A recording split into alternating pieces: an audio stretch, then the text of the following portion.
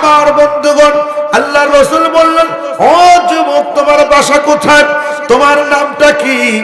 যুবক এইবার ডেকে বলতেছে, আমার বাসা হলো মক্কা এবং মদিনার মাঝখানে জায়গা, মুজাইনা গোত্রের যুবক আমি। আমার ছোট্টবেলায় আমার বাবা দুনিয়া ছেড়ে বিদায় নিয়ে চলে যায়। এই দুনিয়ার মধ্যে যার বাবা নাই তার দুনিয়ার ভিতরে বড় করে কথা বলার সাহস হয় না। কথা কোন ঠিক কিনা? বাবা হলেন বট গাছের ছায়ার মতো। এই যুবক ডেকে বলতেছেন, আমার বাবা যখন মারা যায়, বাবার ইন্তেকালের পরে আমার চাচা আমাকে মানুষ করলেন। চাচার বাড়িতে আমি থাকি, চাচার সেখানে থেকে আমি মানুষ হই। আমার সব কিছু চাচা বহন করে। চাচার বেশ, চাচার বিভিন্ন জিনিসগুলো, চাচার পশুগুলো আমি পালিত করে সব কিছু লালন পালন করি। এইগুলো লালন পালন করে আমি যখন আসছিলাম, আমি হঠাৎ করে শুনতে পাইলাম কে যেন ইসলামের কথাগুলো বলে, কারা যেন ইসলামের বাণী নিয়ে আমার কাছে পৌঁছিল। ইসলাম ধর্ম এমন একটা ধর্ম যেটা আল্লাহ নিজে পছন্দ করেছেন। ইন্নাদ-দীনা ইনদাল্লাহিল ইসলাম।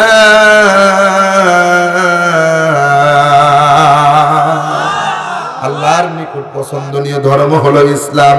আল্লাহ রাব্বুল আলামিন বলেন, অপর আয়াতের ভিতরে বলেন, আল-ইয়াউমা আকমালতু লাকুম দীনাকুম ওয়া আতমামতু আলাইকুম নি'মাতি ওয়া রাদিতু লাকুমুল ইসলাম দীনা। আল্লাহু আকবার। এই আয়াতের পরে কোরআন শরীফের আর কোনো আয়াত নাজিল হয় নাই। এইটা হলো কোরআনে কারীমের সর্বশেষ আয়াত। এই আয়াতের ভিতরে বন্ধুগণ আমার যখন নাজিল হয়, সাহাবায়ে কেরাম অত্যন্ত খুশি, আনন্দিত। দিন আমাদের জন্য পরিপূর্ণ হয়ে গিয়েছে। বন্ধুরে, আল-ইয়াউমা আকমালতু লাকুম দীনাকুম, আল্লাহ জানায় দেন, নবী আপনাদের উপরে আমি আল্লাহ রাব্বুল আলামিন আমার দ্বীনকে পরিপূর্ণ করে দিলাম। ওয়া আতমামতু আলাইকুম নি'মাতি, এবং আমার নিয়ামতগুলোকে আমি আল্লাহ পূর্ণ করে দিলাম। ওয়া রাদিতু লাকুমুল ইসলাম দীনা, এবং আমি আল্লাহ আপনাদের জন্য ইসলাম ধর্মকে সমর্থন করলাম। জোরে কোন সুবহানাল্লাহ। তাহলে ইসলাম ধর্ম পছন্দ করছেন কে? জোরে বলেন কে? ইসলাম ধর্ম পছন্দ করেছেন আল্লাহ সুবহানাহু ওয়া তাআলা। সম্মানিত হাজিরিন, এই আয়াত যখন নাযিল হয়, বিশ্ব নবী সকলকে বলে দিলেন, সাহাবায়ে কেরাম আনন্দিত, ইসলাম ধর্ম পরিপূর্ণ হয়ে গেছে। কিন্তু দেখা গেল হযরত আবু বকর সিদ্দিক রাদিয়াল্লাহু তাআলা গড়াগড়ি দিয়ে কান্না করে। আবু বকর সিদ্দিক কান্না করতেছে। এই কান্না দেখে সবাই বলতেছে, আবু বকর তুমি কি পাগল হয়ে গেলে নাকি? আমাদের ধর্ম আজকে পরিপূর্ণ হলো, আমাদের নিয়ামতকে পরিপূর্ণ করে দেওয়া হলো, সকলে খুশি, আর তুমি কেন কান্না করতেছো? আবু বকর বলে, ও সাহাবীরা, আমি যা দেখতেছি, আমি যা বুঝতেছি, তোমরা তা বুঝতেছো না। তোমরা তো উপর দৃষ্টি দিয়ে দেখতেছো দিন পরিপূর্ণ, আর আমি অন্তর চক্ষু দিয়া চিন্তা করতেছি দিন পরিপূর্ণ হওয়ার মানে হলো আল্লাহর রাসূল আর আমাদের মাঝে বেশি দিন থাকবেন না। কেননা রাসূল আসতে দিনকে পরিপূর্ণ করার জন্য। রাসূল যখন এসে দিনকে পরিপূর্ণ ঘোষণা পেয়ে গেছেন, তাহলে রাসূল কি আর থাকার দরকার আছে? রাসূল তো চলে যাবেন। রাসূল চলে গেলে কিভাবে থাকবো, এই শোকে, এইটা চিন্তা করে আমি আবু বকরের কান্দি। জোরে কন্যা মারহাবা। আমার বন্ধুগণ, তাহলে ইসলাম ধর্ম পছন্দ করেছেন কে? এই যুবক বলে, হুজুর এই ইসলাম ধর্মের কথা যখন শুনলাম, তখন দিলের ভিতরে কেমন যেন ভালো লাগা কাজ করলো। দৌড়ে গেলাম চাচার কাছে। চাচাকে গিয়ে বললাম, চাচা আপনার টাকায় আমি মানুষ হয়েছি, আপনার কেনা জামায় আমি পরিধান করি, আপনার টাকায় আমি খাই। চাচাজি, আপনার অমতে কোনো একটা কাজ আমি করতে চাই না। চাচা বলে, কি বলতে চাও স্পষ্ট করে বলো। যুবক তখন ডেকে ডেকে বলতেছেন, ও চাচা, একটা ধর্মের সন্ধান পেয়েছি, যেই ধর্মের নাম হলো ইসলাম। মারহাবা, জোরে কোন। এই ইসলাম ধর্মটা অত্যন্ত সুন্দর। ইসলাম মানেই তো শান্তি। সুতরাং এই ইসলাম ধর্মটা আমি গ্রহণ করতে চাই। চাচা তখন বলতেছে, তুমি এই ধর্ম গ্রহণ করতে পারবা না। যুবক এইবারে বলতেছে, ও চাচা, আমি তো ইসলাম ধর্ম গ্রহণ করবই, পাশাপাশি আপনাকে আমি দাওয়াত দিতেছি আপনিও ইসলাম ধর্মটা গ্রহণ করেন। জোরে কোন মারহাবা। এই দাওয়াত তো আমরা দেব, আমরা নিজেরাও নামাজ পড়ব, মানুষদেরকেও নামাজের কথা বলবো। কথা বলেন ঠিক কিনা? আল্লাহ রাসূল বলেন আদ-দাআল্লু আলা খাইরি কাফাইলিহি, নেক কাজের দিকে, ভালো কাজের দিকে যদি কোনো ব্যক্তি আহ্বান করে, ওই ব্যক্তি ভালো কাজ করে যে সব পায়, আল্লাহ রাব্বুল আলামিন এই সবটা তার আমলনামায় দিয়ে দেন। জোরে কোন সুবহানাল্লাহ। আপনি একজনকে বললেন আসো নামাজ পড়ি, ওই লোকটা আপনার কথায় নামাজ পড়লো, উনি নামাজ পড়ে যে সবটা পাইছে, এই সবটা আল্লাহ তাআলা আপনার আমলনামায়ও দিয়ে দিবেন। শুধু তাই নয়, ওই লোকের নেকিতে কোনো কমতি হবে না। আপনারা এটা বুঝতে চাইলে একটা মোমবাতি থেকে যদি 1000টা মোমবাতি জ্বালাই, ওই আগুন কি কমবে? এ কথা কোন কমবে? তাহলে ওই লোকের থেকে যদি ওই লোকের পরিমাণ নেকি যদি আল্লাহ দেন, আল্লাহর কি নেকির অভাব আছে? কোনো অভাব নাই। সেই জন্য মানুষকে নেকির কাজে ডাকবেন। রাজি আছেন তো ইনশাআল্লাহ? যুবক ডেকে বলতে, চাচা আমি তো ইসলাম ধর্ম গ্রহণ করবই, সাথে আপনাকেও দাওয়াত দিতেছি। চাচা বাস্তা একই দলে যাই। কথা কোন ঠিক কিনা? নেকির দিকে, ভালোর দিকে একসাথে থাকি। সুতরাং চাচা ইসলাম আপনি গ্রহণ করেন। চাচা ডেকে বলতেছে, না না, আমি তো ইসলাম ধর্ম গ্রহণ করব না, তোমাকেও ইসলাম ধর্ম গ্রহণ করতে দেব না। নাউজুবিল্লাহ। বাপদাদা থেকে একটা ধর্ম পেয়েছি, এই ধর্মটার উপরেই থাকতে হবে। বাপদাদার ধর্মের উপরে চুলকানি মারা যাবে না, চুনকালি দেওয়া যাবে না, এই কাজটা করা যাবে না। বলে চাচা আপনি যদি পালন না করেন, ইসলাম ধর্ম যদি আপনি গ্রহণ না করেন, অসুবিধা নাই, কিন্তু আমার কবরে তো আমি যাব, সুতরাং আমি নিজে ইসলাম ধর্ম গ্রহণ করবো। জোরে কোন মারহাবা। চাচা এইবার দেখে বলতেছেন, তুমি যদি ইসলাম ধর্ম গ্রহণ করো তাহলে তোমাকে আমি ত্যায্য করব, আমার সম্পত্তি থেকে কোনো ভাগ পাবে না, তোমার বাবার সম্পত্তি থেকে তুমি কোনো ভাগ পাবে না, আমার সম্পত্তি যা কিছু তোমাকে দিয়েছি ওগুলাও তোমাকে ফেরত দিতে হবে। বলে চাচা আপনি কি আমাদেরকে সম্পদের ভয় দেখান? মুসলমানের অন্তরের ভিতরে ইমানের বাতি যদি একবার জ্বলে ওঠে, এই মুসলমান হাসতে হাসতে জীবন দিতে রাজি, এই মুসলমান কখনো ইমান দিতে রাজি না। কথা বলেন ঠিক কিনা? ভাত না খেয়ে থাকবে, কখনো ঘাস খাবে না। মুসলমান জীবন বিলিয়ে দিবে, ইমান দিতে পারে না। চিল্লায় বলুন কথা ঠিক কিনা? মুসলমান ইমান দিতে পারে না, কেননা সম্বলিত ইমান। ইমান যদি না থাকে, যত আমলই আপনি করেন না কেন কাজ হবে? এ কথা কোন কাজ হবে? কাজ হবে না। আর যদি ইমান থাকে, তাহলে আপনি যদি একবার সুবহানাল্লাহ কোন, এটার নেকিও কিয়ামতের ময়দানে পাওয়া যাবে। আপনারা মাছ মারেন, খাল হইছিলেন না? খালে মাছ যার ভিতরে রাখা হয়, এই খালের তলা যদি না থাকে, সারা রাত যদি মাছ মারি রাখেন, একটা মাছ থাকবে? এ কথা কোন থাকবে? আর যদি তলা থাকে, আপনি যদি ছোট্ট একটা পুঁটিও মারেন, রাখলে পাবেন কি পাবেন না? আপনার ইমানটা হলো ওই রকম। আপনার যদি ইমানটা খালের তলার মতো, ওইটা যদি থাকে, আপনি একবার সুবহানাল্লাহ বললে ওইটা আখিরাতে পাবেন। আর যদি ইমান না থাকে, পাহাড় পরিমাণ দান করছেন, সারা রাত তাহাজ্জুদ করে উল্টায় ফেলাইছেন, একটু নেকিও আপনি পাবেন না। কেন? আপনি তো ইমানই নাই। সেই জন্য ইমানের অত্যন্ত দাম। সাহাবায়ে কেরাম জীবন বিলিয়ে দিয়েছেন, ইমান দেন নাই। খুবাইব রাদিয়াল্লাহু তাআলা আনহুকে যখন কাফেররা বন্দী করলো, তখন বলল, আল্লাহ এবং রসুলের নামে যদি তুমি কটূক্তি করো, তাদেরকে গালমন্দ করো, তুমি যদি আল্লাহ এবং রসুলের উপর থেকে যদি ইমানকে যদি ছেড়ে দাও, তোমাকে আমরা মুক্তি দেব। হযরত খুবাইব রাদিয়াল্লাহু তাআলা হাসতে হাসতে বললেন, তোমরা আমাদেরকে মৃত্যুর ভয় দেখাও, তোমরা জীবনকে যেরকম মহব্বত করো, আমরা মৃত্যুকে তার চাইতে বেশি মহব্বত করি। কেন? মৃত্যুর পরেই রয়েছে জান্নাত। তুহফাতুল মুমিনিনাল মাউত। আল্লাহ রাসূল বলেছেন, মুমিনের জন্য মৃত্যু হলো উপহার স্বরূপ। মৃত্যু বরণ করবে তো জান্নাতে চলে যাবে। আল্লাহ যদি আমাকে 1000 বার জীবন দিতেন, 1000 বার আল্লাহ এবং রাসূলের জন্য জীবন বিলিয়ে দিতাম, এর পরেও ঈমান আমরা ছাড়তাম না। চিল্লায় বলুন মারহাবা। এইগুলো হলো ঈমান। আর খ্রিস্টান মিশনারিরা কাজ করে 5 কেজি আটার জন্য চর অঞ্চলের মানুষেরা কি করে? ঈমান বিলিয়ে দেয়। একটা বাড়ি উঁচা করে দেয়, একটা ছাগল দেয়। এরা কি করে দেয়? ইমান বিলিয়ে দেয়। মুসলমান না খেয়ে মরবে কিন্তু ইমান দিতে পারে না। আমার বন্ধুগণ গভীরভাবে লক্ষ্য করবেন, ছেলেটা ডেকে ডেকে বলতেছে, চাচা আপনি আমাকে ইমানের ভয় দেখান, সম্পদের ভয় দেখান, আমি তো আল্লাহর সাথে ব্যবসা করতে চাই। তুমিনুনা বিল্লাহি ওয়া রাসূলি আয়াতের সাথেই তো আমি আলোচনা করতেছি। তুমিনুনা বিল্লাহ, যারা আল্লাহর সাথে ব্যবসা করে জাহান্নামের আগুন থেকে বাঁচতে চায়, এই ব্যবসা হলো তুমিনুনা বিল্লাহ, আল্লাহর উপরে ঈমান আনতে হবে, ওয়া রাসূলিহি এবং রাসূলের উপরে ঈমান আনতে হবে। এই ঈমান আনার জন্য যদি আপনি সমস্ত সম্পদ থেকে আমাকে বঞ্চিত করেন কোনো অসুবিধা নাই। বলে শুধু সম্পত্তি থেকে বঞ্চিত করব না, এই যে তোমার শরীরের উপরে যে পোশাক আছে এই পোশাকটাও তো আমি চাচার টাকা দিয়ে কেনা, তোমার শরীরের যে জামা আছে এটাও তো আমার। তুমি যদি ইসলাম ধর্ম গ্রহণ করো গো, তাহলে তোমার এই জামাটা খুলে দিতে হবে। বলে দিলাম খুলে, সঙ্গে সঙ্গে জামাটা খুলে দিলেন।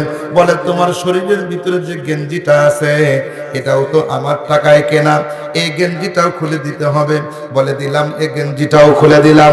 তবু আমি ঈমান ছাড়বো না, কেননা যাদের অন্তরে ঈমান ঢুকছে তারা ঈমান ছাড়তে পারে না। কথা কোন ঠিক কিনা? হযরত বেলাল রাদিয়াল্লাহু তাআলা আনহুকে গরম উত্তপ্ত বালুর উপরে শোয়া দিয়েছে, বুকের উপরে পাথর দিয়ে দিয়েছে, গলার ভিতরে রশি লাগাইয়া বেলালকে বখাটে ছেলেদের হাতে দিয়ে দিয়েছে। হযরতে বেলালকে টানতেছে, শরীর থেকে চামড়া গুলো উঠে যাচ্ছে। হযরতে বেলাল রাদিয়াল্লাহু তাআলা আনহু ঈমান ছাড়ে না, আহাদ আহাদ শব্দ বলতে থাকে। বেলালের দু হাতে পেরাক লাগাইছে, দু হাতের ভিতরে পেরাক মারছে। বেলাল রাদিয়াল্লাহু তাআলা আনহু তবু বলে আহাদ আহাদ। ও বেলাল, ও বেলাল, তুমি আহাদ আহাদ নামের ভিতরে কি মজা পাও? বেলাল ডাক দিয়া কয়, আহাদ আহাদ নামের ভিতরে এত মজা, যার অন্তরের ভিতরে একবার ঢুকছে এই লোকটা আর এই মজা ছাড়তে পারে না। কেননা আহাদ শব্দের অর্থ হলো এক, আল্লাহ তাআলা হলেন এক। আমি আল্লাহর তাওহীদের সাক্ষ্য দিতেছি, যাতে করে এই মুহূর্তে যদি আমার অন্তর থেকে যদি জীবনটা যদি চলে যায়, শরীর থেকে জীবনটা চলে যায়, আমার আহাদের থেকে ঈমানটা যেন আমার দূর না হয়, সেই কারণে সর্বদা আমি আহাদ আহাদ শব্দটা বলতে থাকি। শুধু তাই নয়, আমি যখন আহাদ আহাদ বলতে থাকি তখন তোমাদের যন্ত্রণার কথাগুলো আমি ভুলে যাই। জোরে কোন সুবহানাল্লাহ। ও বেলাল, তুমি কি আহাদ আহাদ ছাড়বা না? বেলাল বলে, জীবন যাইতে পারে গো, তবু আহাদ আহাদ আমি ছাড়বো না। ও বন্ধুগণ আমার, এরাই হলো ঈমানদার। তুমিনুনা বিল্লাহি ওয়া রাসূলি, আল্লাহ এবং তার রাসূলের উপরে ঈমান আনার কারণে তাদের উপরে নির্যাতন। হযরতে আম্মার বিন ইয়াসির রাদিয়াল্লাহু তাআলা আনহুকে শরীরের ভিতরে এমন ভাবে যন্ত্রণা দিয়েছে, এই গরম কয়লার উপরে তাকে শোয়া দিয়েছেন। আল্লাহর উপরে ঈমান আনার কারণে, রাসূলের উপরে ঈমান আনার কারণে এত কষ্ট দিয়েছেন, শরীরের চর্বি দ্বারা আগুনগুলো নিভে গিয়েছে, এমন অবস্থা হয়ে গিয়েছে বন্ধুগণ। ও বন্ধুগণ আমার, হযরত সুমাইয়া রাদিয়াল্লাহু তাআলা আনহাকে এই আল্লাহ এবং রাসূলের উপরে ঈমান আনার কারণে তাকে আবু জেহেল বর্ষা মেরে, বল্লম মেরে হত্যা করে দিয়েছে। আমরা তো ঈমান আনার জন্য এই পরীক্ষার সম্মুখীন হই নাই। কথা কোন ঠিক কিনা? আমার বন্ধুগণ, আমি সংক্ষেপে কথাটা সারি। এই ব্যক্তি, এই যুবক বলতেছে, চাচা আপনি গেঞ্জির কথা বললেন, গেঞ্জিটাও খুলে দিলাম, নেন গেঞ্জি নেন। এইবার চাচা ডাক দিয়া বলতেছে, ভাতিজা আমার, তাহলে শোনো, তুমি যে বলতেছো ঈমানের জন্য তুমি সব কিছু দিবা, তাহলে এখন তোমার পরনে যে লুঙ্গিটা আছে এটাও তো আমার টাকায় কেনা, আমার লুঙ্গিটা পর্যন্ত তুমি খুলে দাও। বলে, চাচা এইটা দ্বারা তো আমি ইজ্জত আবরু ঢেকেছি, এই জিনিসটাও কি আপনি নেবেন? বলে, হ্যাঁ, তুমি যদি ইসলাম ধর্ম যদি না ছাড়ো তাহলে এই মুহূর্তে তোমাকে লুঙ্গি পর্যন্ত আমি দেব না, খুলে রাখবো। ও ভাতিজা তাড়াতাড়ি খুলে দাও। এই বলে যখন তার লুঙ্গিটা পর্যন্ত খুলে নিছে, আল্লাহু আকবার ধ্বনি দিয়া আল্লাহরে ডাক দিয়া, আল্লাহ তোমার সাথে ব্যবসা করতেছি, ও আল্লাহ, এই তোমাকে ভালোবাসার কারণে, নবীকে ভালোবাসার কারণে আমার চাচা আমার জামাটা খুলে নিল, আমার গেঞ্জিটা খুলে নিল, আমার সতরের লুঙ্গিটা পর্যন্ত খুলে নিল। মালিক রে, আমার যত সম্পত্তি ছিল সমস্ত সম্পত্তি থেকে বঞ্চিত করলো। ও আল্লাহ, তুমি দেখতেছো মালিক, তুমি দেখতে থাকো। ইসলামের জন্য সবকিছু ছাড়বো, তবু আমি অন্তর থেকে ঈমান ছাড়বো না। আল্লাহু আকবার। ও আঙ্গারুর মুসলমান, ও সলঙ্গার মুসলমানেরা, মনোযোগ দিয়ে শোনার চেষ্টা করবেন, দিলের কান দিয়ে শুনবেন। যুবক দৌড়ে চলে গেল তার মার কাছে, মায়ের কাছে ডাক দিয়া কয়, ও মা, আমি তোমার ছেলে মা, আমার চাচা ইসলাম ধর্ম গ্রহণ করার কারণে রে মা, আমার শরীর থেকে পোশাকগুলো খুলে নিয়েছে, গেঞ্জি পর্যন্ত খুলে নিছে, লুঙ্গিটা পর্যন্ত খুলে নিছে। ও মা, একটা চাদর বা কাপড় দাও রে মা, তুমি যদি এইটা দাও তোমার সন্তান অন্তত নিজের ইজ্জতটা ঢাকবে। কেননা আমি আর এই জায়গার ভিতরে থাকবো না, আমি বিশ্ব নবীর কাছে মদিনায় চলে যাব, আমি এখানে থাকবো না, আমি আমার নবীজির কাছে যাব। বন্ধুগণ আমার, তার মা একটা চাদর দিলেন, চাদরটা ছেলে দুই টুকরা করলেন, দুই টুকরা করে এক টুকরা দ্বারা সতর ডাকলেন, সুন্দর করে আর এক টুকরাটা শরীরের উপরে রাখলেন। এইটা রেখে দৌড়ে চলে আসলেন, দৌড়াইতে দৌড়াইতে চলে আসলেন মদিনায়। বিশ্ব নবীর কাছে এসে বলেন, ইয়া রাসূলুল্লাহ, ইয়া হাবিবাল্লাহ, আমাকে আপনি কালেমা পড়ায়া দেন, ইসলামের কারণে আজকে আমার এই অবস্থা। বিশ্ব নবী ডাক দিয়া বলে, হে যুবক, তুমি তো ইসলামের জন্য সবকিছু নিঃস্ব করেছো, তাকে বলো তোমার নামটা কি?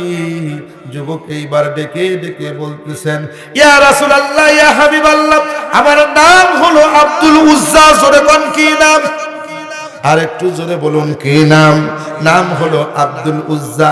আমার নবী ডাক দিয়া কয়, আব্দুল উজ্জা কোন নাম হতে পারে না, কারণ লাত, উজ্জা, হুবল, মানাত এইগুলা হলো হিন্দুদের দেবতার নাম, যারা মুশরিক তাদের দেবতার নাম হলো উজ্জা। আব্দুল শব্দের অর্থ হলো বান্দা বা গোলাম, আব্দুল উজ্জার অর্থ হলো উজ্জার বান্দা। তাহলে কোন মানুষ তো উজ্জার বান্দা হতে পারে না। চিল্লায় বলুন কার বান্দা? আর একটু জোরে বলুন কার বান্দা? সমস্ত মানুষগুলো হলো আল্লাহর বান্দা। ও বন্ধুগণ আমার, যার কারণে আল্লাহ রাসূল বললেন, তোমার নামটা আগে পরিবর্তন করতে হবে গো। তোমার নামটা আমি রাসূল পরিবর্তন করে দিলাম। বলে কি নাম? আল্লাহর রাসূল তার নামটা পরিবর্তন করে দিলেন। আমার নবী বলেন, আব্দুল উজ্জা রে, আজকে থেকে তোমার নাম আর আব্দুল উজ্জা নয়, আজকে থেকে তোমার নাম আমি রাসূল দিয়ে দিলাম আব্দুল্লাহ। আল্লাহু আকবার। কি নাম? আব্দুল্লাহ। আব্দুল্লাহ মানে কার বান্দা? জোরে বলুন কার বান্দা? আব্দুল্লাহ মানে হলো আল্লাহর বান্দা।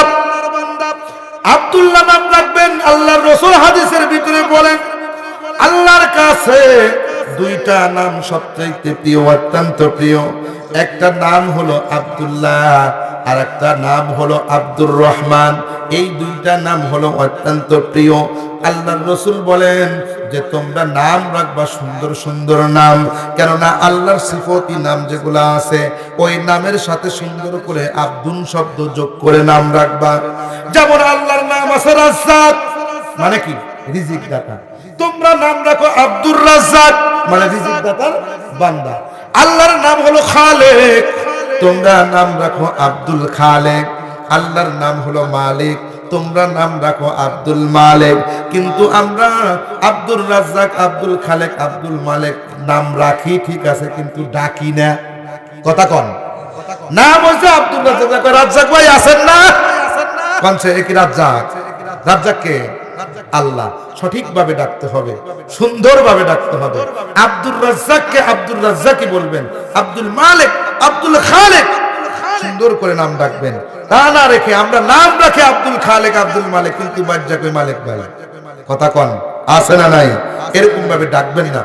আল্লাহ রাসূল বলেন, সাম্মু আওলাদাকুম বিইসমিল আম্বিয়া, তোমাদের সন্তান সন্ততির নাম রাখো নবীদের নামের সাথে মিলায়া, নবীদের নামের সাথে মিলিয়ে যদি নাম রাখতে পারো, এই সুন্দর নামের কারণে কঠিন কিয়ামতের ময়দানে তোমাদের ভালো হবে, তোমরা এটার কারণেও নাজাত পেয়ে যেতে পারো। সুবহানাল্লাহ বলেন। খারাপ লাগতেছে আপনাদের? সম্মানিত হাজিরিন, আমি আপনাদের কিছু বুঝাতে চাচ্ছি, কিছু শেখাতে চাচ্ছি। সম্মানিত হাজিরিন, ভালো নাম রাখবেন, আপনার সন্তানকে ভালো যে একটা নাম রাখবেন, এই ভালো নাম রাখাটাও সন্তানের একটা হক। আপনি যদি ভালো নাম না রাখেন, কিয়ামতের ময়দানে এই সন্তানটা আপনার বিরুদ্ধে আল্লাহর কাছে অভিযোগ করবে। কেননা সন্তানের যতগুলো অধিকার আছে, যতগুলো হক আছে, তার ভিতরে একটা হক হলো সন্তানের নাম রাখা। এক নাম্বার হক হলো সন্তানের জন্য সুন্দর একটা দিনদার মুত্তাকি মা চয়েস করে দেওয়া, একটা নেককার মা চয়েস করে দেওয়া। শুধু সুন্দর মা দিলে হবে না, নেককার মা দিতে হবে। আমি আর আপনি শুধু সুন্দর খুঁজি, শুধু সুন্দর খুঁজি, কিন্তু নেককার খুঁজি না। বর্তমান জামানার ভিতরে অত্যন্ত ভয়াবহ অবস্থা চলতেছে। মেয়েরা মার্কেট গরম করতেছে, স্কুল কলেজে পড়ার কারণে মেয়েরা প্রেম প্রীতির ভিতরে সাইলাব হয়ে গেছে, পর্দা পুশিদা নাই। আমরা ওই সমস্ত মেয়েদেরকে ঘরের বউ বানাই, কথা কোন ঠিক কিনা? সেই জন্যই তো এক কবি ডেকে ডেকে বলেন, আগে চলতো গরুর গাড়ি, এখন চলে বাস, স্প্রিং এর গদি আর ফুরফুরা বাতাস। বর্তমানে মেয়ে মানুষের হইছে ফুটানি, পাতলা একটা শাড়ি পরে পিছনে ফালায় বিনি, রাস্তায় রাস্তায় গড়ে ফেরে সব শয়তানের নানি, জাহান্নামে যাচ্ছে তারা হাদিসের বাণী। নাই তো সেথায় নামাজ রোজা, নাই তো কোনো কাম, আছে শুধু প্রেম প্রীতি আনন্দ আরাম। কথা কোন ঠিক কিনা? হয়তো আমাদের আঙ্গারুর ভিতরে নাই। বন্ধুগণ আমার, এইগুলা বর্তমান জামানার ভিতরে চলতেছে। আপনি যদি বেপরদা বেহায়াপনা মা যদি আপনি চয়েস করে আনেন, আজকে যাকে আপনি বিয়ে করে নিয়ে আসলেন সে আপনার বউ হতে পারে, কিন্তু আগামী দিনে আপনার সন্তানের মা সে হবে। কথা কোন ঠিক কিনা? আজকে যদি একজন বেপরদা বেহায়াপনা মেয়েকে বিয়ে করে আনলেন, তাহলে এই মেয়ের পেট থেকে আল্লাহর ওলি বাইজিদ বোস্তামি আশা করা যায় না। কথা বলুন ঠিক কিনা? সেই জন্য একজন নেককার সন্তান হওয়ার জন্য একজন নেককার মার প্রয়োজন। সন্তানের হক সন্তান জন্ম নেওয়ার পর থেকে শুরু হয় না, সন্তান জন্ম নেওয়ার আগে থেকে শুরু হয়। আপনি যে বিয়ে করবেন, এই দিনদার মা সন্তানের জন্য চয়েস করে দেওয়া সন্তানের হক। সন্তান নিজের মাকে চয়েস করতে পারে না, নিজের মাকে চয়েস করতে হয় তার বাবাকে। সুতরাং প্রত্যেক বাবা তার মাকে চয়েস করতে হবে যে তার মা কোরআন পড়তে জানে কিনা, তার মা পর্দা পুশিদা করে কিনা, তার মা অত্যন্ত মুত্তাকি পরহেজগার কিনা, নামাজ পড়ে কিনা। এইগুলো আপনাকে দেখে শুনে আপনাকে বিবাহ করতে হবে। আপনি যদি দিনদার মুত্তাকি পরহেজগার কন্যাকে যদি আপনি বিবাহ শাদী করে নিয়ে আসেন, তাহলে তাদের পেট থেকে উলামায়ে কেরাম তৈরি হবে, তাদের পেট থেকে বাইজিদ বোস্তামি আল্লাহর ওলি জুনায়েদ বাগদাদি তৈরি হবে। চিল্লায় বলুন কথা ঠিক কিনা? সম্মানিত হাজিরিন, সেই জন্য বলতে চাই, মাদেরকে এদিকে সজাগ থাকতে হবে, আমাদেরকেও সজাগ থাকতে হবে যে দিনদারি যদি না থাকে এই মেয়েকে বিয়ে করা যাবে না। কেন? বাজার থেকে যদি আপনি কলা কিনে নিয়ে আসেন, যেই কলার উপরে খোসা আছে, দেখবেন 25 টাকা হালি, 30 টাকা হালি দিয়ে নিয়ে আসতেছে। দোকানদার বলে, ভাই আপনি তো সিলিয়েই খাবেন, যার কারণে তিনি কলাগুলো সিলায়া নিচে রাখছেন। আপনাকে বলতেছেন যে আবুল কাশেম ভাই, তাহলে আপনি এই কলাগুলো নিয়ে যান, সাথে 5টা টাকাও দেব, আপনি কি ওই কলা খাবেন? বলে 5টা টাকাও রাখো, কলাও রাখো। এই কলা নেওয়া যাবে না, কেননা কলাটা হলো সেলা কলা। এই কলার উপরে পর্দা নাই, মাছি বসছে, মশা বসছে, এর উপরে ধুলাবালি লাগছে। এই কলাটা যদি খাই পেটের অসুখ হতে পারে। কথা কোন ঠিক কিনা? পেট নষ্ট হয়ে যেতে পারে। বন্ধুগণ, একটা কলা আপনি বেপরদা কলা খান না, একটা বেপরদা কলা আপনি কেনেন না। কেন? পেট নষ্ট হবে। তাহলে বেপরদা নারীদেরকে কেন ঘরের বউ করে নিয়ে আসেন? আপনি বেপরদা কলা খাইলে যদি পেটের সমস্যা হয়, তাহলে বেপর্দা নারীদেরকে বিয়ে করলে ঈমান নষ্ট হয়ে যায়, ঈমান নষ্ট হয়ে যায়। কথা বলুন ঠিক কিনা? আপনি বেপর্দা কলা খান না, বেপর্দা নারীদেরকে কেন নিয়ে আসেন? আপনি ডাব দেখবেন, ডাব পর্দার ভিতরে থাকে, পানির দাম আছে না নাই? কথা কয় না। আঙ্গারুল মুসলমান হয়তো আমার আলোচনা বুঝতেছে না। বুঝতেছেন? আলোচনা কি চলবে? কারা কারা চলবে? দু হাত তুলে আল্লাহকে দেখেন, লিল্লাহি তাকবীর, মাশাআল্লাহ। হাত নামান। পুকুরের ভিতরে যে পানিটা আছে, আপনারা বোধ হয় গ্লাস নিয়ে নিয়ে চুমুক দিয়া খান। হ্যাঁ, খান না কেন? ওর ভিতরে ময়লা থাকতে পারে, খোলা পানি। কি পানি? খোলা পানি। কিন্তু ডাবের পানি 150 টাকা পিস। কথা কয় না? 150 টাকা পিস কিনে খান কেন? বলে এটার উপরে পর্দা আছে। কি আছে? পর্দা আছে। বোতলের পানি আপনি 15 টাকা দিয়ে কিনে খান কেন? এটা ফিল্টার করা পর্দা, যেটা ঢাকা থাকে সেটার দাম বেশি, যেটা খোলা থাকে সেটার দাম কম। এখানে যদি বোঝেন তাহলে মা বোনদের বেলায় বুঝতে হবে। আল্লাহ রসুল বলেন, তুমি সন্তানের হক যদি আদায় করতে চাও, 1 নাম্বার হলো তাকে দিনদার মা তোমার জন্য চয়েস করতে হবে।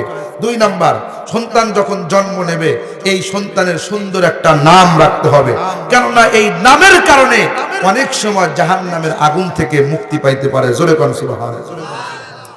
আমার ভাইরা গভীরভাবে লক্ষ্য করবেন, হাকিমুল উম্মাহ মুজাদ্দিদি মিল্লাত শাহ আশরাফ আলী থানভী রহমাতুল্লাহি আলাইহি তার কিতাবের ভিতরে একটা ঘটনার কথা উল্লেখ করেছেন। তিনি বলেন, ঘটনাটা হলো ভারতবর্ষের একটা ঘটনা, যে ভারতবর্ষের ভিতরে এক প্রদেশ থেকে যাইতে হলে অপর প্রদেশে ট্রেন দিয়ে যাইতে হলেও কিছু কিছু প্রদেশে 2 দিন বা 3 দিন সময় লাগে। কেননা অনেক বড় রাষ্ট্র, এক প্রদেশ থেকে অন্য প্রদেশে যাইতে হলে অনেক সময় লাগে। মুসলিম অধ্যুষিত এলাকা থেকে একটা ট্রেন ছাড়লো, একজন ব্যক্তি সেই ট্রেনের ভিতরে উঠছে মুসলিম এলাকার স্টেশন থেকে। রাস্তার ভিতরে চলতে চলতে আল্লাহর বান্দার পেটের ভিতরে পেট খারাপ হয়ে পাতলা পায়খানা হয়ে গেল। ট্রেনের ভিতরে পাতলা পায়খানা করলেন, একবার করলেন দুর্বল হলেন, 2 বার করলেন তিনি একদম শুয়ে পড়লেন। আগেকার যুগের মুরব্বী যারা আছে, আমার বাবাজিরা বলতে পারবে কলেরা এবং ডায়রিয়ার প্রচলন বেশি ছিল কিনা। এমন অবস্থা ছিল যে একবার পাতলা পায়খানা করলে দুর্বল হইতো, 2 বার করে শুয়ে পড়তো, 3 বার করলে গোরস্থানে। কথা কোন ঠিক কিনা? একজনকে মাটি দিয়ে আসার পরে আবার আর একজনের জানাজা করা লাগতো। অনেক মুরব্বী তো এমন আছে আমি শুনেছি যে বলতো, কার্তিক মাসটা যদি চলে যায় তাহলে 1টা বছর অন্তত বাঁচলাম। যদিও আমরা জানি হায়াত মউতের মালিককে আল্লাহ। আল্লাহ পাক বলেন, ফাইদা জাআ আজালুহুম লা ইয়াস্তাখিরুনা সাআতাও ওয়া লা ইয়াস্তাকদিমুন।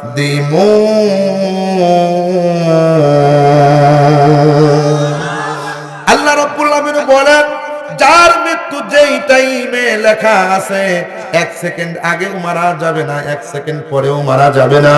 সুতরাং মৃত্যুর টাইম অনুযায়ী মৃত্যু হবে। কিন্তু ওই মহামারী দেখে আগেকার মুরব্বীরা ওই কথাগুলো বলতো। সম্মানিত হাজিরিন, ওই যুবক ব্যক্তি যখন ওই ট্রেনের ভিতরে 2 বার পাতলা পায়খানা করলো, ট্রেনের অন্য যাত্রীরা বলতেছে, তোমার এই জায়গার ভিতরে থাকলে তো তুমি মারা যাইবা, এর চেয়ে ভালো হয় তুমি একটা স্টেশনের ভিতরে নামো, কোনো ডাক্তারের কাছে চিকিৎসা নিলে হয়তো ভালো হতে পারে।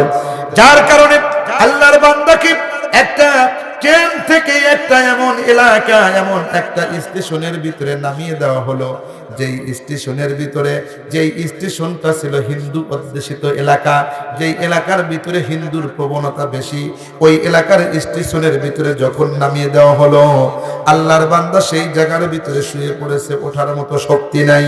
ট্রেনটা তো চলে গিয়েছে, আল্লাহর বান্দা শুয়ে রয়েছে।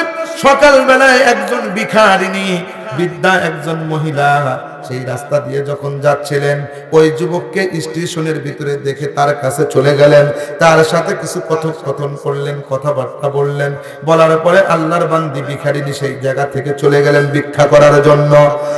আল্লাহর বান্দি বিকালবেলা ভিক্ষা শেষ করে যখন ওই স্টেশনের পার দিয়ে আসতেছিলেন, দেখতে পাইলেন স্টেশনের ভিতরে অনেক মানুষের সমাগম দেখা যায়, অনেক মানুষ দেখা যায়। কি ব্যাপার, এই জায়গার ভিতরে এত মানুষ দেখা যায়, কারণটা কি? মানুষদেরকে ফেরে যখন সামনে ভিতরে ঢুকলেন, দেখতে পাইলেন অন্য কোনো ব্যক্তি নয়, যেই লোকটাকে সকালবেলা দেখে কথা বলে গিয়েছে, ওই লোকটা দুনিয়ার ভিতরে জীবিত নাই, তিনি এখন মারা গিয়েছে। ওই লোকটা মারা গিয়েছে। ওই লোকে মারা যাওয়ার পরে আশ্চর্য ঘটনা ঘটেছে। কি কি ঘটনা ঘটেছে ও বন্ধুরে, মনোযোগ দিয়ে শোনার জন্য চেষ্টা করবেন। যেহেতু এলাকাটা ছিল হিন্দু অধ্যুষিত এলাকা, হিন্দুরা বলতেছে এই লাশটাকে আমরা নিয়ে শ্মশানে নিয়ে সৎকার করব, আগুন দ্বারা পুড়ে দিব, চিতার আগুনে জ্বালাবো। মুসলমানেরা বলতেছে আমরা তাকে নিয়ে এই লাশটাকে নিয়ে জানাজা করে আমরা মাটি দেব, কেননা আমরা জানতেছি এইটা তো এমন ট্রেন থেকে নামছে যেই ট্রেনটা মুসলিম এলাকা থেকে ছেড়ে এসেছে। আর হিন্দুরা বলতেছে না না, এইটা যেহেতু হিন্দু অধ্যুষিত এলাকা, সুতরাং আমাদের সংখ্যা বেশি, এই লোকটাকে আমরা চিতার আগুনে নিয়ে জ্বালিয়ে দেব। সুতরাং যাদের সংখ্যা বেশি তারাই তো প্রাধান্য পায়, তাদের সাথে জোর করে কেউ পারে নাই, তারাই ওই লাশটা নিয়ে বলতেছে আমরা চিতার আগুনে এই লাশটা পুড়িয়ে দেব।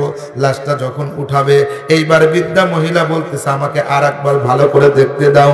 যখন লাশটা ভালো করে বৃদ্ধা মহিলা যখন দেখলেন, তখন বৃদ্ধা মহিলা বলতেছেন রাম রাম কৃষ্ণ কৃষ্ণ হরে। বলে বৃদ্ধা মহিলা কেন তুমি এটা বলো?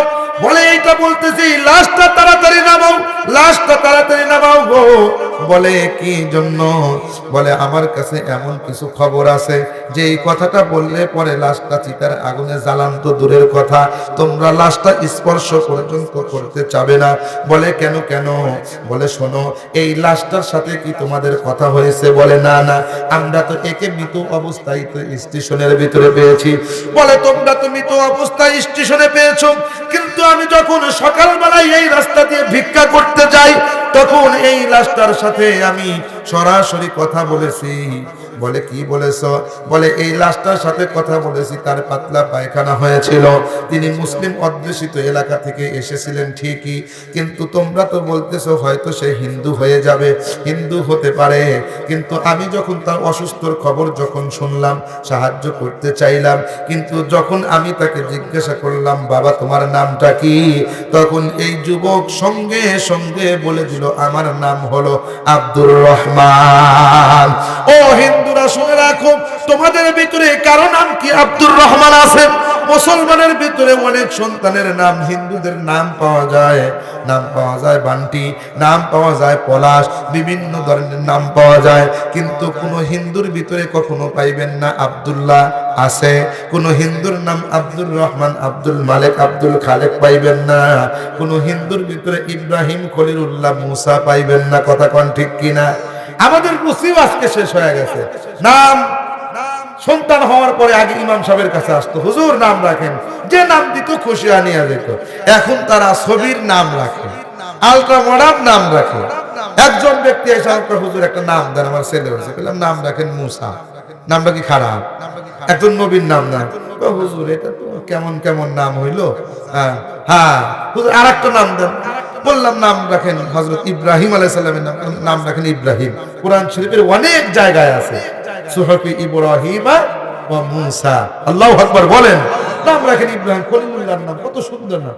হুজুর দিস ইজ ওল্ড নেমস, এটা তো একটা পুরাতন নাম হয়ে গেল হুজুর। হ্যাঁ নাউজুবিল্লাহ কোন, এটা বলে পুরাতন নাম হয়ে গেল, রাখলেন না। পরবর্তীতে শুনি হাসেলের নাম রাখছে বান্টি। কি নাম রাখছে? খুব ভালো হয়েছে। ইব্রাহিম নাম ভালো না বান্টি নাম ভালো? হ্যাঁ খুব সুন্দর নাম রাখছে। এই সমস্ত বান্টি দিয়ে ইসলামের কাজ হবে নামই তো খারাপ, এর কারণে তো জাহান্নামে যাওয়া লাগবে। কথা কোন ঠিক কিনা? সেই জন্য মুসলমানের সন্তানের নাম এলোমেলো রাখে, কিন্তু কোন হিন্দুর সন্তান দেখবেন ওদের নাম ওইগুলাই রাখে, কিন্তু ওদের নামের ভিতরে আব্দুল্লাহ, আব্দুর রহমান, আব্দুল খালেক, আব্দুল মালিক, ইব্রাহিম, মুসা, মুহাম্মদ আছে আছে।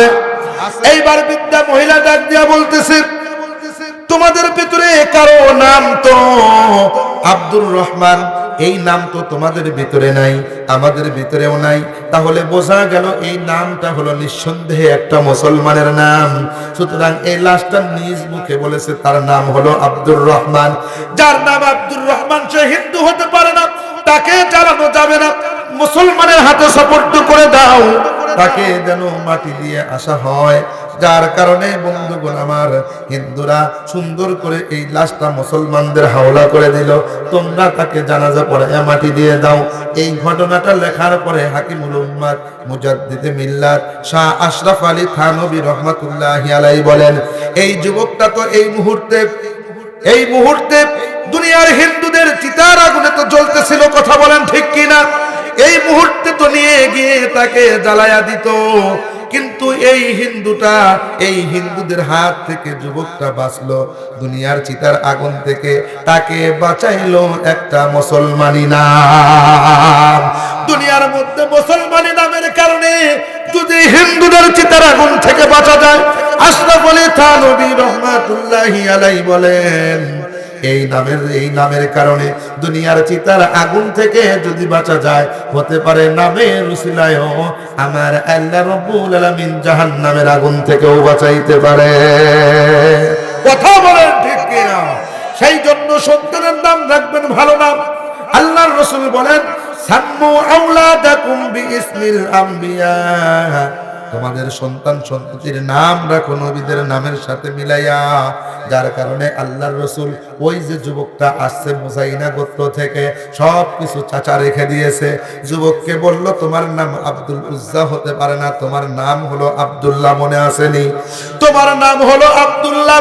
আল্লাহর রাসূল বললেন, আব্দুল্লাহ নাম রাখার পরে বললেন, তুমি আসহাবে সুফফার ভিতরেই থাকবে, কেননা তোমার তো বাড়ি ঘর কিছুই নাই, তোমার চাচা তো সব কিছু থেকে তোমাকে তেজ্য পুত্র করে দিয়েছে, যাও যাও, এখানে আসহাবে সুফফা আমার মাদ্রাসা, আমার সাহাবায়ে কেরাম এখানে থাকেন, এখানেই খাওয়া দাওয়া করেন, এখান থেকে হাদিস শোনেন, হাদিস শিক্ষা করেন, তুমি এখানেই থাকবে। আল্লাহর বান্দা আব্দুল্লাহ নতুন সাহাবী, আল্লাহর রাসূল দেখলেন তার শরীরের উপরে দুই টুকরা কাপড়, আগেই তো বলেছিলাম, এক টুকরা তো তিনি পরিধান করেছেন, আর এক টুকরা চাদর তিনি গায়ের উপরে দিয়েছেন। যার কারণে আল্লাহর রাসূল তাকে নাম দিলেন আব্দুল্লাহ জুল বাজাদাইন। বাজাদাইন অর্থ হলো দুই টুকরা চাদর, আর জুল বাজাদাইন অর্থ হলো দুই টুকরা চাদরওয়ালা। আল্লাহর রাসূল নাম দিলেন আব্দুল্লাহ জুল বাজাদাইন। এই আব্দুল্লাহ জুল বাজাদাইনকে রাসূল আসহাবে সুফফার ভিতরে থাকতে দিলেন। আসহাবে সুফফার ভিতরে থাকেন। শুরুতেই তো আপনাদেরকে বলেছি, ইসলামের জন্য যারা কোরবানি করেছে তাদের জন্য ইসলামের দরদ আছে, কথা কোন ঠিক কিনা? কত কষ্ট করে ইসলাম শিক্ষা করেছেন, যার কারণে তিনি নামাজ বেশি বেশি পড়েন, কোরআনে কারীম পড়েন। কিন্তু আব্দুল্লাহ জুল বাজাদাইন এই সাহাবী, তেনার অন্তরে আস্তে আস্তে কোরআন পড়ে মজা নাই, তিনি মজা পান জোরে জোরে কোরআন তেলাওয়াত করলে, জোরে জোরে কোরআন শরীফ তেলাওয়াত করেন। অন্যান্য সাহাবায়ে কেরামের কষ্ট হয়, আল্লাহর রাসূলের কাছে এসে নালিশ দিলেন। সাহাবায়ে কেরাম বললেন, ইয়া রাসূলুল্লাহ, আব্দুল্লাহ আপনার সাহাবী জোরে জোরে কোরআনে কারীম তেলাওয়াত করে, আমাদের জন্য কষ্ট হয়, আমাদের কষ্ট হয়, আপনি একটু আব্দুল্লাহকে আস্তে কোরআনে কারীম তেলাওয়াত করার কথা বলবেন। আল্লাহ রাসূল বলেন, ও সাহাবীরা, আমার আব্দুল্লাহকে তোমরা জোরে পড়ার থেকে নিষেধ করো না, তোমরাও কষ্ট করেছো ঠিক আছে, কিন্তু আমার আব্দুল্লাহ ইসলাম ধর্ম গ্রহণ করার জন্য, আল্লাহর সাথে ব্যবসা করার জন্য, আল্লাহর প্রতি ঈমান আনার জন্য, রাসূলের প্রতি ঈমান আনার জন্য যে কষ্টটা করেছে, এই কষ্টটা আল্লাহর কাছে স্মরণীয় হয়ে আছে। আমার আব্দুল্লাহর ত্যাগ অনেক, আমার আব্দুল্লাহর মনে অনেক কষ্ট, সম্পত্তি সব কিছু ছেড়ে দিয়েছে, এমনকি পরনের লুঙ্গিটা পর্যন্ত দিয়েছে। আমার আব্দুল্লাহ ইসলামের জন্য কষ্টটা বেশি করেছে, সুতরাং আমার আব্দুল্লাহকে বাধা দিও না, আমার আব্দুল্লাহ যেমন করে ইবাদত করতে চায় করতে দাও। এই আব্দুল্লাহ ইবাদত বন্দেগী করতেছেন, হঠাৎ করে তাবুকের যুদ্ধের ডাক পড়ে গেল। তাবুকের যুদ্ধের জন্য আল্লাহর রাসূল সাল্লাল্লাহু আলাইহি ওয়াসাল্লাম সাহাবায়ে কেরামদেরকে বলতেছেন, ও সাহাবীরা, তোমরা যুদ্ধের জন্য যা কিছু পারো তাড়াতাড়ি করে নিয়ে আসো, তোমরা যুদ্ধের জন্য যা দিতে চাও, তোমরা যুদ্ধের জন্য যা কিছু আছে গো সমর্থ অনুযায়ী দান করো। কোন সাহাবী নিজের জীবনের সমস্ত সম্পদ নিয়ে আসলেন, কেউ অর্ধেক সম্পত্তি নিয়ে আসলেন, কেউ সমস্ত সম্পদের 4 ভাগের 1 ভাগ নিয়ে আসলেন। যার যার সমর্থ অনুযায়ী দান করতেছেন। আমার বন্ধুগণ, আল্লাহর রাসূল যুদ্ধের জন্য সমস্ত সম্পদগুলো জমা করতেছেন, কিন্তু দেখা যায় গো কোথা থেকে যেন কান্নার আওয়াজটা ভেসে আসে। আহারে ও সাহাবীরা, কে যেন কান্দে, কে কান্দে। একজন সাহাবী এসে ডেকে বলে, ইয়া রাসূলুল্লাহ, আপনার পাশেই একজন সাহাবী কান্না করতেছে। আমার নবী পর্দার আড়ালে চলে গেলেন, গিয়ে দেখতেছেন আর কেউ নয়, আর কেউ কান্দে নয়, কাঁদতেছে রাসূলের সেই প্রিয় সাহাবী আব্দুল্লাহ যুলবাজাদাইন। আল্লাহর রাসূল ডেকে ডেকে বলতেছেন, মাথায় হাত বুলাইলেন, আব্দুল্লাহ রে, কেন তুমি কান্দো গো আব্দুল্লাহ? আব্দুল্লাহ ডাক দেয়া বলে, ইয়া রাসূলুল্লাহ, আজকে যদি আমার সম্পত্তি থাকতো গো, জিহাদের ময়দানের জন্য সমস্ত সাহাবায়ে কেরাম যার যার সামর্থ্য অনুযায়ী দান করতেছে। আমার সম্পত্তি আমার চাচা সব কিছু কেড়ে নিয়েছে ইসলাম ধর্ম গ্রহণ করার জন্য। আজকে জিহাদের ময়দানে আপনি যাবেন, আপনি সাহাবায়ে কেরামের কাছ থেকে সাহায্য প্রার্থনা করছেন, সাহাবায়ে কেরাম দান করতেছেন, আমি কি দিব? আমার কাছে কোনো কিছু নাই গো নবী, যার কারণে আমি আব্দুল্লাহ কান্না করতেছি। আল্লাহর রাসূল ডাক দিয়ে বলতেছেন, ও আব্দুল্লাহ রে, কান্না তুমি করো না। ও আব্দুল্লাহ, তুমি কান্না করো না। কান্না করার কোনো কারণ নাই রে আব্দুল্লাহ। তোমার কাছে মাল না থাকতে পারে, কিন্তু জান তো আছে। তুমি যদি সশরীরে জিহাদের ময়দানে যদি যাও, এটাও আমার আল্লাহর জন্য ব্যবসা হয়ে যাবে। জোরে কোন সুবহানাল্লাহ। আল্লাহ রাব্বুল আলামিন সেটাই বলেন, ফাতুজাহিদুনা ফি সাবিলিল্লাহি বিআমওয়ালিকুম ওয়া আনফুসিকুম। আল্লাহ বলেন, তোমরা আল্লাহর সাথে ব্যবসা করতে হলে 1 নাম্বার আল্লাহর উপরে ঈমান আনো, ও রাসূলিহি এবং রাসূলের উপরে ঈমান আনো, ওয়া তুজাহিদুনা ফি সাবিলিল্লাহ, এবং আল্লাহর রাস্তায় তোমরা জিহাদ করো। কিসের মাধ্যমে? বিআমওয়ালিকুম, তোমাদের ধন সম্পদের মাধ্যমে। 2 নাম্বার হলো ওয়া আনফুসিকুম, এবং তোমাদের জীবনের মাধ্যমে, জানের মাধ্যমে। আব্দুল্লাহ রে, তোমার কাছে মাল না থাকতে পারে, জান তো আছে, তুমি সশরীরে জিহাদের ময়দানে উপস্থিত হয়ে যাও। যালিকুম খায়রুল লাকুম ইন কুনতুম তা'লামুন। এইটা তোমাদের জন্য কল্যাণ হবে যদি তোমরা জানো গো, তোমাদের জন্য এইটা উত্তম হবে। আব্দুল্লাহ রাসূলকে বললেন, ইয়া রাসূলুল্লাহ, আপনি দোয়া করুন আমি যেন শাহাদত বরণ করি, জিহাদের ময়দানে যেন শহীদ হয়ে যাই। আমি আর আপনি বাঁচতে চাই, যুদ্ধের ময়দানে যাইতে চাই না। আল্লাহর রাসূল বলেন, যদি কোনো ব্যক্তি অন্তরের ভিতরে জিহাদের তামান্না যদি না রাখে, ওই ব্যক্তি যদি স্বাভাবিকভাবে যদি মৃত্যু বরণ করে, একটা মুনাফিক ব্যক্তি মৃত্যু বরণ করলে যেমন মরণ হয়, ওই ব্যক্তিটা যেন মুনাফিকের মতো মৃত্যুবরণ করলো। জোরে কর নাউজুবিল্লাহ। যার কারণে সর্বদা অন্তরের ভিতরে জিহাদের তামান্না রাখতে হবে। এই ইসলামের বিপক্ষে যদি কোনো কুফরি শক্তি যদি লাগে গো, তাহলে আমরা সকলে জিহাদ করার জন্য প্রস্তুত আছি। কারা কারা আছি? দুহাত তুলে আল্লাহকে দেখাই, লিল্লাহে তাকবীর। এইটা মুজাহিদের তাকবীর হতে পারে না, আর একটু জোরে সমস্যারে লিল্লাহে তাকবীর, আর একটু বলেন লিল্লাহে তাকবীর। হাত নামায়া দেন। বন্ধুগণ আমার, আমরা সকলে জিহাদের জন্য প্রস্তুতি নেব, কেননা এলায় কালিমাতুল্লাহ, আল্লাহর দ্বীনের জন্য যদি ডাক পড়ে যায়, জিহাদের জন্য জীবন দেওয়ার জন্য যদি প্রস্তুত থাকেন, এই অবস্থায় যদি মৃত্যুবরণ করেন, তাহলে মুজাহিদের খাতায় নাম পড়ে যাবে। কথা বলেন ঠিক কিনা? বন্ধুগণ আমার, সেই জন্য রাসূল বলেন, সর্বদা জিহাদের তামান্না অন্তরের ভিতরে থাকতে হবে। আব্দুল্লাহ বলেন, ইয়া রাসূলুল্লাহ, আপনি দোয়া করুন যাতে করে শহীদ হয়ে যায়। আল্লাহর রাসূল বললেন, না আব্দুল্লাহ, তুমি যেন শহীদ না হও, সেই দোয়াই তো আমি করি, তুমি দীর্ঘজীবী হও। আল্লাহর রাসূল সাল্লাল্লাহু আলাইহি ওয়াসাল্লামের সাথে জিহাদ করার জন্য গেলেন। তাবুকের যুদ্ধ হলো, সেখান থেকে রাসূল বিদায় নিয়ে বিজয় লাভ করে যখন ফিরতেছিলেন, রাস্তার ভিতরে হযরতে আব্দুল্লাহ যুলবাজাদাইন রাদিয়াল্লাহু তাআলা আনহু জ্বরে এসে গেল। শরীরটা জ্বর হলো, আস্তে আস্তে দুর্বল হয়ে গেলেন। এমন অবস্থা হয়ে গেল আব্দুল্লাহ যুলবাজাদাইন তিনি দুনিয়া ছেড়ে বিদায় নিয়ে চলে গেলেন। অত্যন্ত কষ্ট করেছেন তিনি ইসলামের জন্য আল্লাহর সাথে কি দ্বারা ব্যবসা করলেন সে কথাই বলার জন্য আমি বলছি ঘটনাটা। আমার বন্ধুরে সাহাবায়ে কেরাম বলেন, আমরা রাত্রিবেলায় দেখতেছিলাম, দূর থেকে দেখতেছিলাম অন্ধকার রাত। সেই রাতের ভিতরে টিপ টিপ করে একটা বাতি জ্বলতেছে। ওই বাতির আলোতে কে যেন একজন কবরের ভিতরে নেমে গেছে। দুইজন ব্যক্তি লাশটা ধরে ধরে কবরের ভিতরে নামায়া দিতেছে। আমরা কাছে চলে গেলাম, গিয়ে দেখি আর কেউ নয়, কবরের ভিতরে যিনি নেমেছেন দুনিয়ার ভিতরে শ্রেষ্ঠ মানুষ গো, আমার আপনার নবী, বিশ্ব নবী মুহাম্মাদুর রাসূলুল্লাহ সাইয়্যিদুল কাউ নাইনে খতমুল মুরসালিন, সাইয়্যিদুল কাউ নাইনে খতমুল মুরসালিন, আখির আমদ বুয়াদ ফখরুল আউয়ালিন। আল্লাহু আকবার। যিনি কবরের মধ্যে নামছেন তিনি আর কেউ নাই, বিশ্বনবী মুহাম্মদুর রাসূলুল্লাহ, সবাই পড়ে সাল্লাল্লাহু আলাইহি ওয়াসাল্লাম। যিনি লাশটা যারা ধরে দিচ্ছেন ওই দুইজন ব্যক্তি, একজন হলেন হযরতে আবু বকর আর একজন হইলেন হযরতে ওমর। যিনি বাতি ধরে রয়েছেন তিনি হইলেন রাসূলের সাহাবী হযরতে বেলাল।